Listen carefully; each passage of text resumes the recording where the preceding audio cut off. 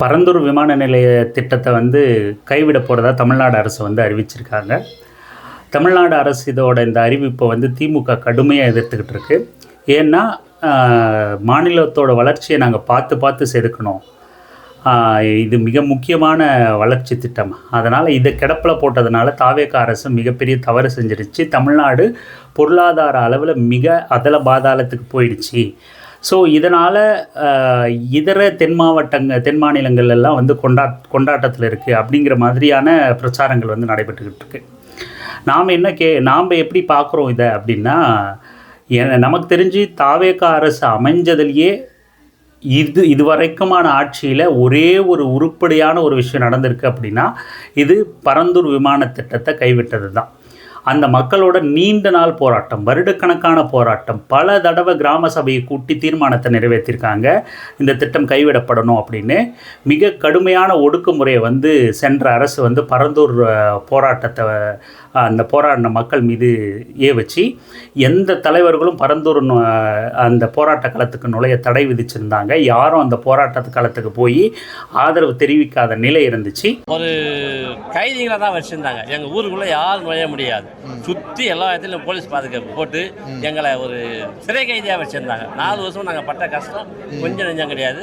அந்த கஷ்டத்தை தீர்க்க கடவுளாக அமைச்சவர் தான் ஜோசப் விஜய். 4 வருஷமாக போராடிட்டு இருந்தீங்கல்ல, அந்த 4 வருஷமாக போராடிட்டு இருக்கோம். அந்த போராட்ட நாட்கள் எப்படி இருந்துச்சுன்னா நிறையா நாங்கள் படாத கஷ்டமே கிடையாது, பார்க்காத அமைச்சர் கிடையாது, எல்லாரையும் சந்திச்சோம்.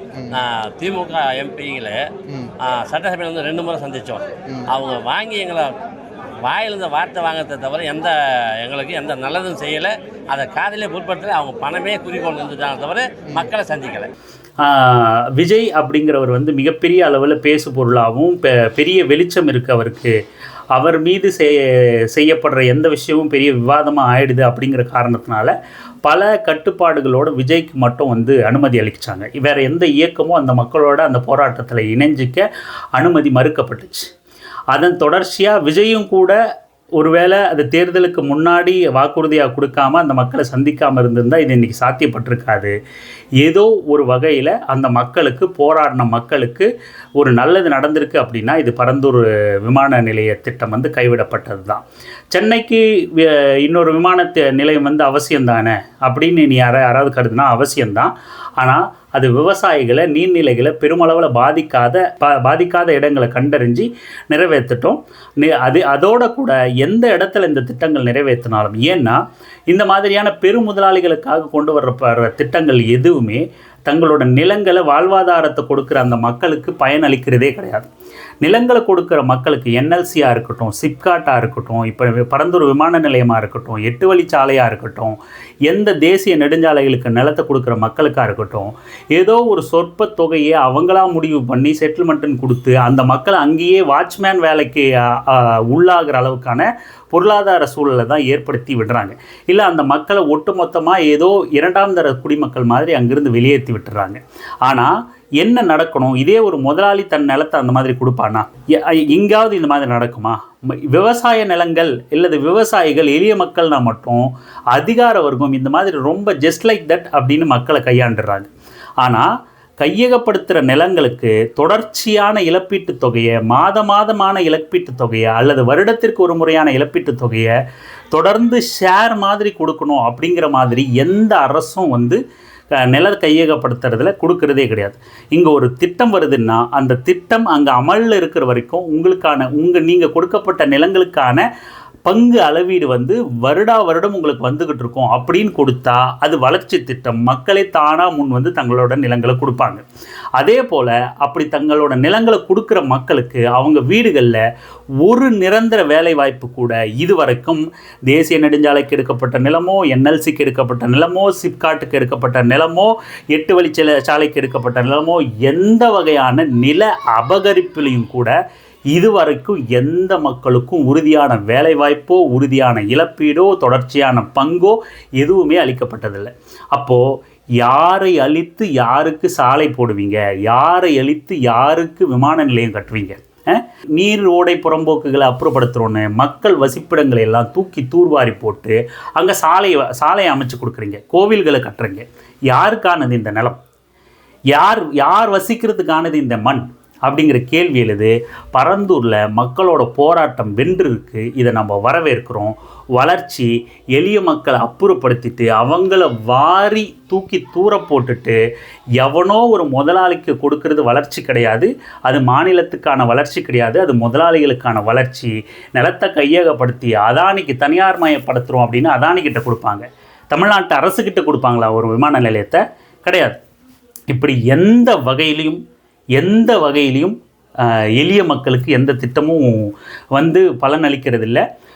இனியாவது நிலம் கையகப்படுத்துறதோ திட்டங்கள் நிறைவேற்றுறதோ சிப்காட்டுகளை கொண்டு வர்றதோ இந்த மாதிரியான நடைமுறைகளில் நிலம் கையகப்படுத்துகிற மக்களுக்கு உரிய இழப்பீடும் அந்த திட்டம் நடைமுறையில் இருக்கிற வரைக்கும் தொடர்ச்சியான பங்கும் அளிக்கப்படணும் அப்படிங்கிறது தான் இதன் மூலமாக இனி நிறைவேற்றப்படுற திட்டங்களுக்கான வழிகாட்டுதலாக இருக்கணும்.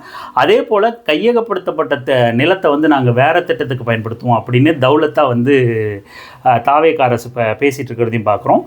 மாண்புமிகு உறுப்பினர் கேள்வி கேட்டிருந்தாரு. இந்த திட்டத்தை கைவிட்டுட்டீங்க, கையகப்படுத்திய நிலத்தை என்ன பண்ண போறீங்கன்னு. மாற்று தொழில் திட்டங்கள் மக்களை பாதிக்காதவாறு கையகப்படுத்தப்பட்ட நிலங்களில் செயல்படுத்தப்படும். இதன் மூலம் தொழில் வளர்ச்சி மற்றும் வேலை வாய்ப்பு, பொருளாதார வளர்ச்சி இப்பகுதியில் ஏற்படும். சிபிஎம் மாநில தலைவர் தோழர் பே. சண்முகம் கூட அதுக்கு ஒரு அறிக்கை கொடுத்திருந்தார். அந்த நிலங்கள் விவசாயிகள்கிட்டயே மறுபடியும் ஒப்படைக்கப்படணும் அப்படின்னு சொல்லிட்டு. அதுதான் விதியும் கூட. அந்த குறிப்பிட்ட காரணங்களுக்காக எடுக்கப்பட்ட நிலங்கள் அந்த காரணங்களுக்காக பயன்படுத்தப்படாத போது அது மறுபடியும் விவசாயிகள்கிட்ட ஒப்படைக்கப்படணும். அதுதான் விதி. அதுவும் இது விவசாய நிலம், நீங்கள் விவசாயிகளுக்காக திட்டத்தை நாங்கள் கைவிட்டிருக்கோம் அப்படின்னு சொல்லும்போது அந்த நிலத்தை மீண்டும் விவசாயிகள்கிட்டயே ஒப்படைக்கிறதா சரியாக இருக்க முடியும். தாவேக அரசு அரசியலுக்காக, தேர்தல் பிம்ப அரசியலுக்காக, வாக்கரசியலுக்காக திட்டத்தை கைவிடுறோன்னு நீங்கள் சொன்னாலும் கூட உங்களோட உண்மையான அக்கறை அந்த நிலத்தை அந்த மக்கள்கிட்டயே ஒப்படைக்கிறதுல தான் இருக்குது. உங்களை அந்த விவசாய மக்கள் நம்புறது இல்லை. தமிழ்நாட்டு மக்கள் நீங்கள் இந்த திட்டத்தை கைவிட்டதை முழுமையாக எப்படி இதை புரிஞ்சுக்கிறது அப்படிங்கிறதுல நீங்கள் அந்த நிலத்தை மக்கள்கிட்ட கொடுக்கறதுல தான் இருக்குது. அதே போல் இதில் இன்னொரு உண்மையும் கூட இருக்குது.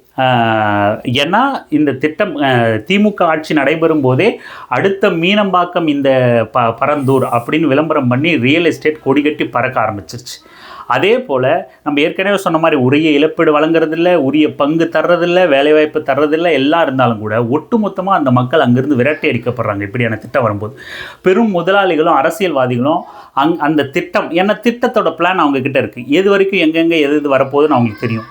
அதை சுற்றி உள்ள எல்லா நிலங்களையும் மோசடியான ரியல் எஸ்டேட் மூலமாக இவங்க நிலங்களை வாங்கி அங்கே பல மல்டிப்ளெக்ஸ் பில்டிங்குகளை கட்டி விடுறது, மால்களை கட்டி விடுறது, சூப்பர் மார்க்கெட் கட்டி விடுறது, ரெஸ்டாரண்ட்டுகளை கட்டி விடுறது அப்படின்னு ஏற்கனவே அங்கே ரியல் எஸ்டேட்டும் பயங்கரமாக படுஜோராக நடந்து முடிஞ்சிருச்சு. எல்லா விதமான திட்டங்கள் குறித்தும் முன்கூட்டி அரசியல்வாதிகள் தெரிஞ்சுக்கிட்டு அங்கே ரியல் எஸ்டேட் மோசடியும் பெருமளவில் நடைபெறுறது உண்மைதான். அது யாரும் மறுக்கிறதுக்கு இல்லை. திமுக, தாவேக அரசியல் குற்றச்சாட்டு இதெல்லாம் தாண்டி எளிய மக்களுக்கான எல்லா வாய்ப்புகளும் ஆளுகிற அரசும் அதிகார வர்க்கமும் இந்த மாதிரியான முதலாளித்துவ அரசியல்வாதிகளும் சுரண்டி தின்னுறாங்க அப்படிங்கிறது தான் யதார்த்தம். மொத்தத்தில் பரந்தூர் விமான நிலைய திட்டம் கைவிடப்பட்டது அரசியல் வெங்காயம் வரவேற்குது. விமான நிலையம் அவசியம். ஆனால் முறையாக நிலங்களை கையகப்படுத்தி முறையாக வேலைவாய்ப்பு கொடுத்து முறையாக பங்கு கொடுத்து திட்டங்களை நிறைவேற்றுற அரசு இருக்கணும் அப்படிங்கிறது தான் நம்மளோட கருத்து. நன்றி.